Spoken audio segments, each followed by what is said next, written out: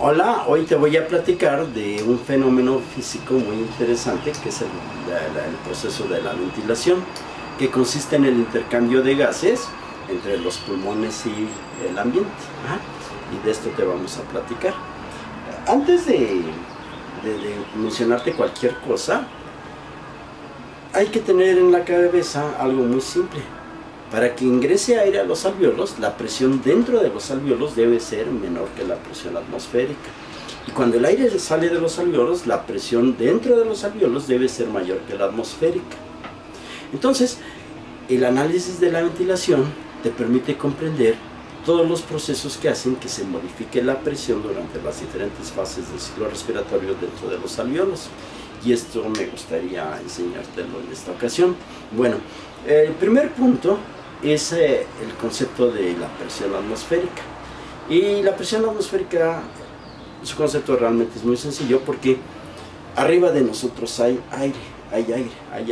gases arriba de nosotros. Entonces, cuando hablas de la presión atmosférica, estás analizando o estás conceptualizando cuánto pesa el aire que está arriba de nosotros. Y te vamos a enseñar una situación. Imagínate que estás a nivel del mar y quieres saber qué tanto pesa el aire que está arriba de ti. Bueno, las personas ya lo han medido y dicen que que tiene un valor de 760 milímetros de mercurio. Esa es la presión atmosférica, la presión que tiene la columna dentro de nosotros. Pero aquí hay algo que me gustaría conceptualizar, que es muy importante. Imagínate que tienes una columna de aire imaginaria que está en verde, una columna imaginaria de aire que está en anaranjado, y tú dices, bueno, pues aquí hay más aire que aquí, pues la presión debe ser mayor porque hay mucho más aire. Pero la presión es exactamente la misma, porque fíjate bien, a pesar de que aquí sea la columna de aire, el área donde está sustentándose es muy pequeña. La columna de aire pesa poco, tiene poca fuerza, o menos masa. Y aquí la columna de aire pues es más grandota, pesa más, porque tiene más masa, más fuerza, pero tiene un área importante de sustentación, es más ancha la columna de aire. Entonces, si tú observas cómo definen los físicos a la presión, dicen pues es la fuerza que se aplica en un área. Aquí tienes una gran fuerza, tienes gran masa de aire, es mucho aire, y aquí tienes poco aire, tienes menos fuerza. Sin embargo, las áreas son diferentes, aquí es más chiquita, más grandota, y al final de cuentas la presión sería exactamente la misma que acá, de acuerdo a la fórmula. Es como si aquí divides 8 entre 4, pues te sale 2, y aquí divides 2 entre 1, pues te sale 2, ¿no? Dicho de otra manera, la presión en cualquier sitio donde te estás midiendo siempre va a ser la misma, eso no va a variar. Ahora, fíjate nada más que interesante. Bueno, entonces a esa presión, al peso que tiene a nivel del mar el aire, que le llamamos presión atmosférica, que tiene un valor de 760 milímetros de mercurio, las personas que estudian mucho esto le pusieron de apodo atmósfera. Y entonces una presión de 760 milímetros de mercurio equivale a una atmósfera. Este concepto tal vez no sea muy relevante para uno cuando está en la medicina, pero por ejemplo, si tú mandaras astronautas a Venus, que es el planeta que después de Marte, más lejano, el más cercano al Sol, si tú mandaras personas a Venus, pues en el momento que lleguen los astronautas ahí, que salgan de la nave, van a morir apachurrados porque ahí la presión atmosférica es de 90 atmósferas, más o menos como 7,000 y cacho milímetros de mercurio, o sea, una presión asquerosamente terrible. Bueno, pero aquí no hay bronca porque nosotros no morimos apachurrados por el peso de la columna de aire, porque nuestro sistema también genera una presión de 760 milímetros de mercurio que contrarresta el peso del aire. ¿Sí? Bueno, pero de eso no te voy a platicar mucho, te voy a platicar sobre el fenómeno de ventilación. Y entonces, hay un detalle bien interesante. Por circunstancias llegas a leer cuando lees cosas de fisiología, de cómo descubrieron algo y eso, y en muchos puntos yo he observado que converge una persona en muchos campos de la fisiología, y este cuate se llamó Claudio Galeno, de Pérgamo. Y Claudio Galeno probablemente haya sido el fisiólogo más grande que vio la humanidad en épocas antiguas. De hecho, tan grueso es esto, el peso de Galeno en la historia de la medicina, que cuando yo estudiaba medicina hace mucho tiempo, a los médicos nos decían galenos, fíjate. Eso ya se ha perdido un poco. Bueno, ya no te aburro más. Galeno fue una persona muy importante, porque fíjate que este cuate fue el primero que observó que durante la inspiración entraba aire a los pulmones, pero no nada más hizo ese análisis, sino que observó que cuando una persona inspira, aumenta el diámetro anteroposterior del huacán, la distancia que hay entre el esternón y las vértebras. O sea, se aumenta ¿cómo se dice? El diámetro anteroposterior. Y cuando aumenta el diámetro anteroposterior, se expande obviamente la caja torácica y metes aire. ¿Sí? ¿Me explicó? Ahora, cuando sacas aire, ocurre lo contrario. La caja torácica disminuye su diámetro anteroposterior y sale aire de los pulmones. Quiere decir que el incremento del diámetro anteroposterior debe estar ligado a una disminución de la presión intrapleural para que ingrese aire en la expiración, y que la disminución de ¿cómo se llama? Del diámetro anteroposterior en la correa postal debe hacer algo para que aumente dentro de la presión en los alvéolos y salga aire. ¿Sí?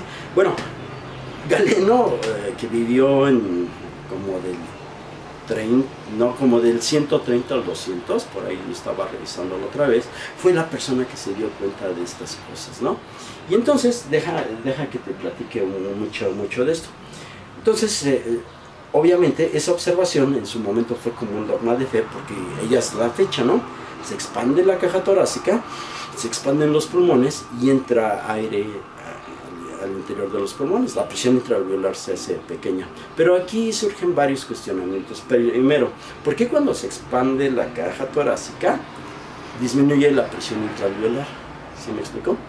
Ese sería el primer punto. Y el efecto contrario, ¿no? Porque cuando disminuye o se disminuyen las dimensiones de la pared torácica, la presión intraalveolar se hace mayor y sale aire de los pulmones. Esos ya son dos cuestionamientos que vamos a analizar ahorita, pero hay uno de fondo más cañón todavía. Y este que te platico de fondo es: ¿por qué si se expande la caja torácica, los pulmones se expanden con la caja torácica si no existe ningún ligamento, ninguna estructura que una a las partes externas de los pulmones con las partes internas de la caja torácica? ¿Sí me explico?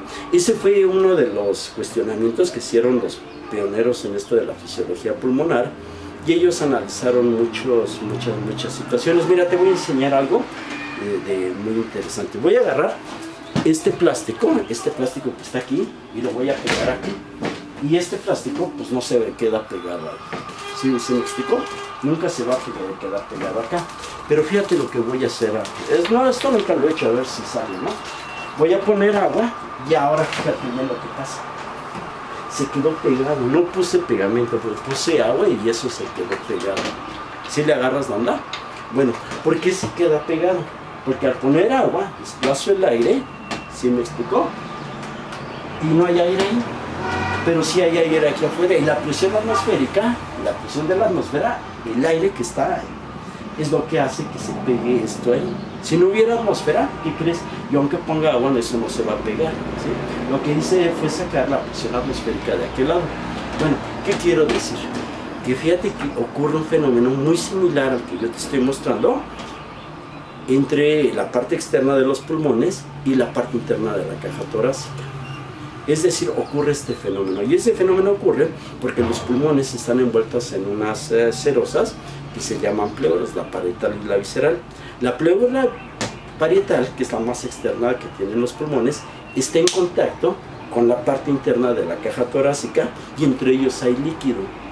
¿Sí me explicó? Líquido como el que yo te estoy poniendo acá. Y ese líquido hace un vacío,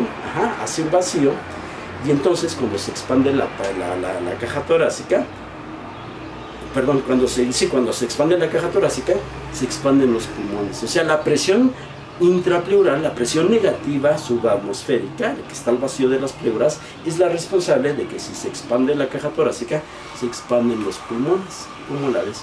Lo más cañón es que los humanos han medido los valores de la presión intrapleural. Y entonces fíjate bien, para esto cuando tú le haces una espirometría a una persona, quieres ver cómo está la ventilación de esa persona, le pones una mascarilla a un tubo y ese tubo lo conectas a un transductor y el transductor ya te manda la señal a una computadora y la computadora te analiza diferentes trazos respiratorios.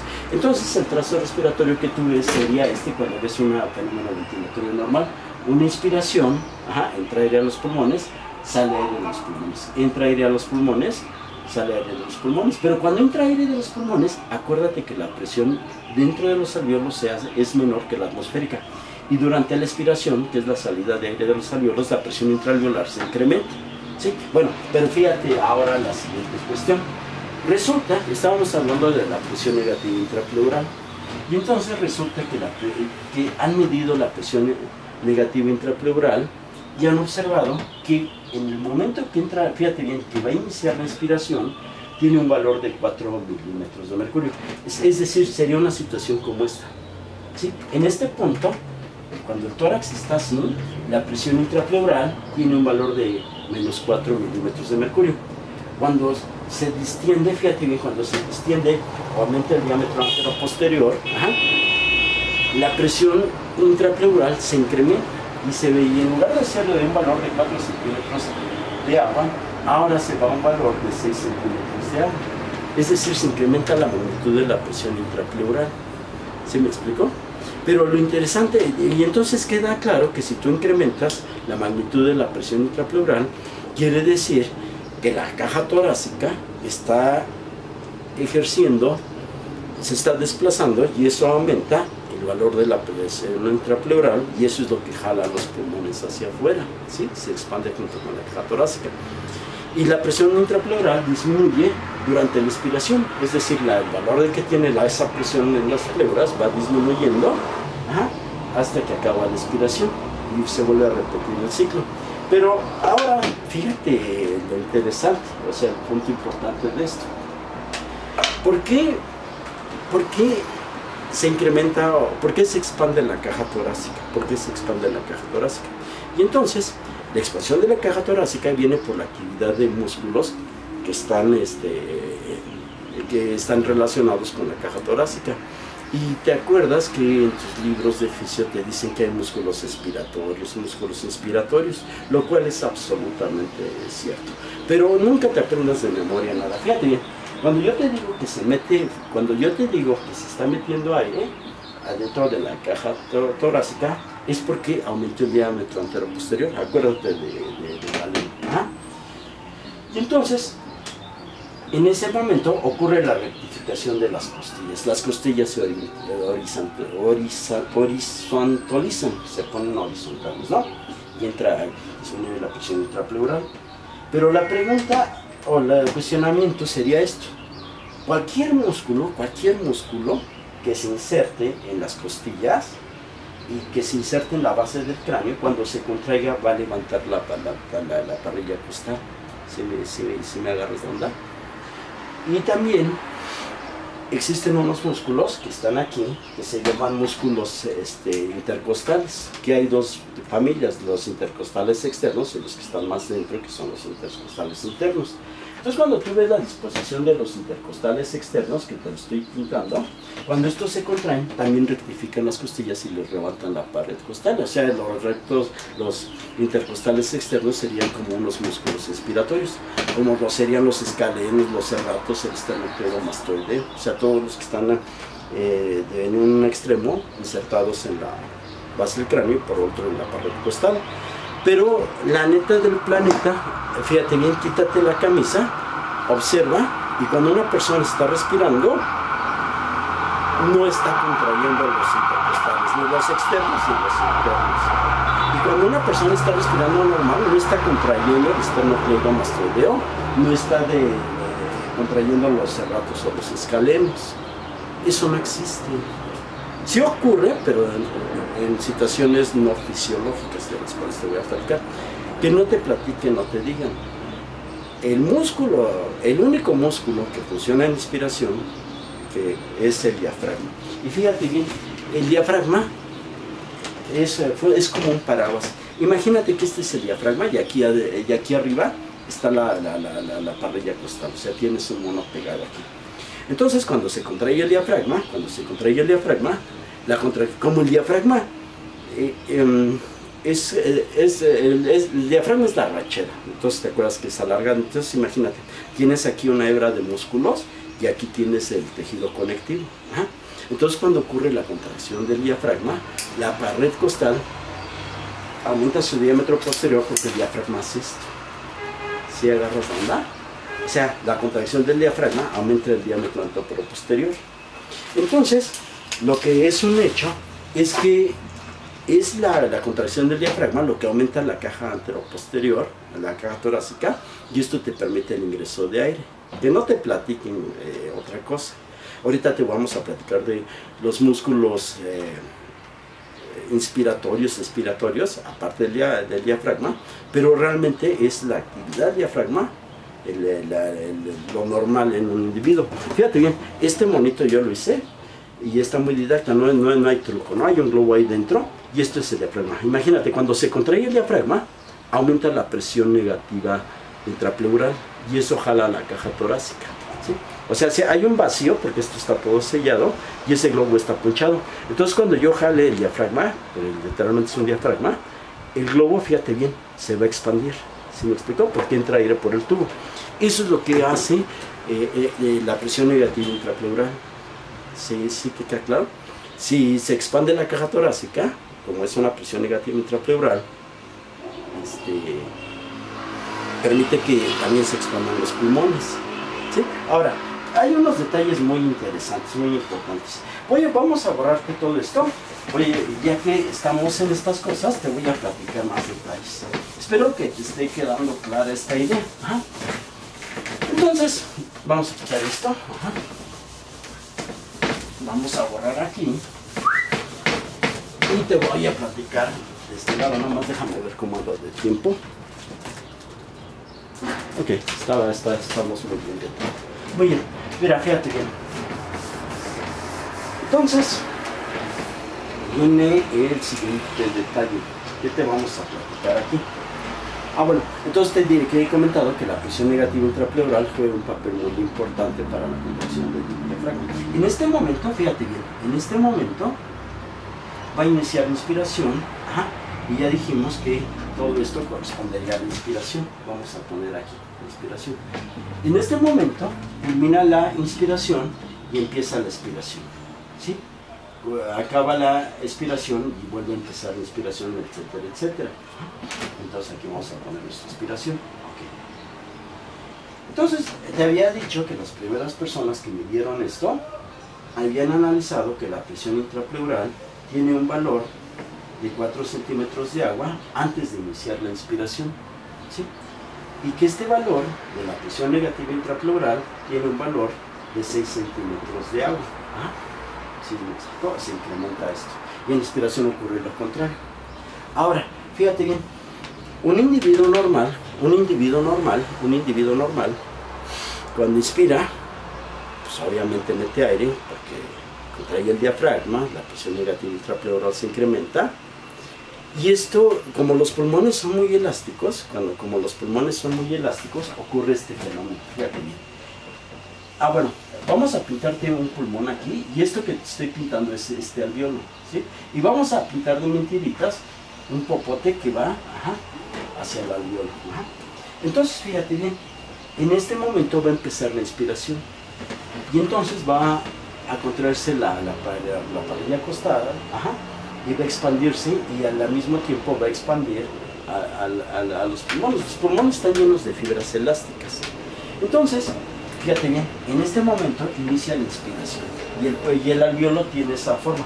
Pero al expandirse la caja torácica, fíjate bien, al expandirse la caja torácica va a ocurrir un fenómeno muy peculiar. Antes de que empezara, en el momento que empieza la inspiración, si tú analizaras, fíjate bien, la presión dentro del alveolo, en el momento que empieza la inspiración, y midieras obviamente la presión atmosférica, te darías cuenta que la presión atmosférica, que ya te dijimos que a nivel del mar tiene un valor de 760 milímetros de mercurio, en ese momento es igual que la presión intraalveolar. Y es igual porque en este momento, en este punto, no está entrando ni saliendo aire. ¿Sí agarras la onda? ¿Ah? No está entrando ni saliendo aire. Entonces ahora, fíjate bien, empieza la inspiración, se modifica, el diafragma se contrae, modifica el valor de la presión negativa intrapleural y las pleuras ahora ejercen una fuerza que expande a los pulmones, a esa presión negativa. Entonces, cuando empezó la inspiración, el volumen de aire que tú tenías en tu alveolo, que es el que yo estoy representando aquí, pintándote en verde, era ese. Pero ahora, fíjate bien, empieza la inspiración y como es tejido elástico, ahora aumenta el diámetro del alveolo, Eso es obvio porque todo es elástico, los alveolos son elásticos. Todo el parénquima pulmonar es súper elástico. Si no, algún día comete una pancita, pide, ¿cómo se llama? El bofe, que es el pulmón, intenta comértelo, es tremendo, ¿no? Bueno, pero espérate, te estoy platicando entonces que se expanden los alveolos, y al expandir los alveolos, la presión momentáneamente es menor dentro de los alveolos porque hay menos aire. ¿Sí me agarras la onda? Hay una ley física que se llama ley de Boyle. La ley de Boyle es algo muy simple. La ley de Boyle te dice, te lo ejemplifico así, ¿sí? Imagínate que tenemos este recipiente y está lleno de agua hasta acá. Ajá. El líquido que está dentro del recipiente, ajá, ejerce una presión. Pero ahora, ese mismo líquido que no se va a modificar, imagínate que por arte de magia nosotros pudiéramos expandir este recipiente, y al expandirlo, ¿qué crees? Disminuye la presión del líquido porque aumenta el ¿cómo se llama? El recipiente que lo contiene. Dicho de otra manera, la ley de Boyle dice que la presión que ejerce un gas dentro de un recipiente depende del tamaño del recipiente. Y si el recipiente es muy grandote, ejerce menos presión ese gas. Si el recipiente se hace chiquito, el gas ejerce más presión porque pues, le cuesta más trabajo moverse. ¿Sí me agarras la onda? Entonces, durante la inspiración, lo que te dice la ley de Boyle es que al aumentar el tamaño del recipiente del alveolo, disminuye la cantidad de gas que está ahí. Y entonces, lo que hace el sistema, ahora la presión intraalveolar está por debajo de la presión atmosférica. Y para igualarse, ahora, por gradiente de presión, ingresa aire y vuelve a llenar el alveolo. Fíjate bien. Y lo interesante es que en este punto, durante acaba la inspiración, tienes otra parte de tu ciclo respiratorio donde está igualada la presión intraalveolar con la presión atmosférica. ¿Sí me sigues? O sea, tienes dos puntos donde se igualan las presiones intraalveolares, en el inicio de la inspiración y al final de la inspiración. Qué padre, ¿no? Pero ¿sabes qué es lo más interesante? Que ahora, en este punto, con el diafragma se contrajo y acabó la contracción del diafragma. En este punto acaba la contracción del diafragma. Pero fíjate qué ocurre ahora. Resulta que el pulmón se expande, se está expandiendo, y ahora no existen músculos respiratorios en condiciones normales. La salida de aire ocurre porque el pulmón está lleno de fibras de elastina, de una proteína muy extraña que es la elastina, que es elástica. Y entonces la elastina se estira y le estás estirando mucho, y en un momento dado, ¿qué crees? Cuando deja de contraerse el diafragma, disminuye la presión intrapleural, porque se jode contra el diafragma, y ahora la elastina que está exprimiendo el pulmón y se lo lleva a un volumen como el que tenía antes de que empezara la inspiración. ¿Sí me explico? Pero al hacer esto, el mismo principio de la ley de Boyle te dice que si ahora, fíjate bien, está disminuyendo el tamaño del recipiente que está conteniendo ese gas, la presión del gas aumenta y sale aire a la atmósfera. Por eso entra y sale aire de la atmósfera. Como la decir, qué padre, ¿no? Qué interesante. Ahora te voy a enseñar unos detalles muy interesantes. ¿Sí? Espero que le estés agarrando la onda a esto. Y te voy a platicar casos clínicos de la vida real. Pues vamos a borrar acá. Y el caso clínico de la vida real que te voy a platicar es este. Fíjate bien, esto pasa ahí por la escuela, ¿eh? Se va un chamaquito, están un viernes en la noche, va un grupo de chamaquitos ahí atrás de la escuela de medicina, y ya se acaba la fiesta como eso de las 9, 10 de la noche, y uno de ellos vive en la Nueva Santa María. Se va caminando hacia las vías, ahí por Plan de San Luis, y ahí lo atracan y le quitan su dinero, pero los tipos que lo atracan le pegan con un desarmador. Si has visto cómo son los desarmadores de los delincuentes, son con una punta súper fina y súper anchos, ¿no? Entonces con que te ganas y te perforan, y le pegaron, le dieron un picón. ¿Y qué crees? Ya te digo lo que me pasó video. Esto que estoy pintando pues son los pulmones, ¿sí? Ahora, el sistema pleural del pulmón está separado en dos. Tienes un sistema pleural para el lado derecho, tienes un sistema pleural para el lado izquierdo. ¿Qué quiero decir con esto? Que si tú tienes una herida por arma punzocortante, se pierde la presión negativa de la pleura de ese lado, pero el otro pulmón queda intacto. Y se pierde la presión negativa intrapleural, fíjate bien, porque se pierde el vacío entre la pleura, entre el pulmón y la pared torácica. Se pierde el vacío. Y entonces lo interesante es que el pulmón se colapsa. Pero no se colapsa por en sí, por la entrada de aire. O sea, eso debes tenerlo muy presente como médico, si no, no quieres nunca te viste. Se colapsa porque las fibras elásticas pulmonares quedan como burros sin mecate, como ya no tienen una fuerza que las esté jalando. Porque las fibras del pulmón, de todas las estructuras, si tú les preguntaras si les gusta su trabajo, si están a gusto, el pulmón siempre te respondería: no, no me gusta estar aquí, porque el pulmón está estirado. Fíjate bien, durante el inicio de la inspiración, el pulmón ya está estirado. Y cuando lo estiran, cuando viene la contracción del diafragma, se estira todavía más por aumento de la presión negativa intrapleural. Cuando la presión negativa intrapleural deja de incrementar porque se relajó el diafragma, ahora las fibras elásticas lo que quieren es regresar a su posición original, pero aunque regresen a su posición original, siguen estando estiradas. Entonces, en el momento que se pierde la presión negativa intrapleural, el pulmón se colapsa. Y se colapsa no porque entre aire, sino porque se perdió la presión negativa intrapleural, ¿sí? Y entonces no es que aumente la magnitud de las fibras elásticas, ya no tienen una fuerza que lo contrarreste. ¿Sí? Sí te queda claro. De hecho, si tú midieras la presión intraalveolar, en este momento es de 760 milímetros de mercurio, igual que la atmosférica. Y en este momento también vuelve a ser de 760 milímetros de mercurio. Yo te quiero decir que ¿cómo se llama? Que el pulmón se colapsa no porque ingrese aire, sino porque se perdió la presión negativa. Sí, realmente maneja valores de presión muy similares a esto. En este momento, continúo y platicándote esto y vamos a cambiarle el track de la cámara. No te vayas.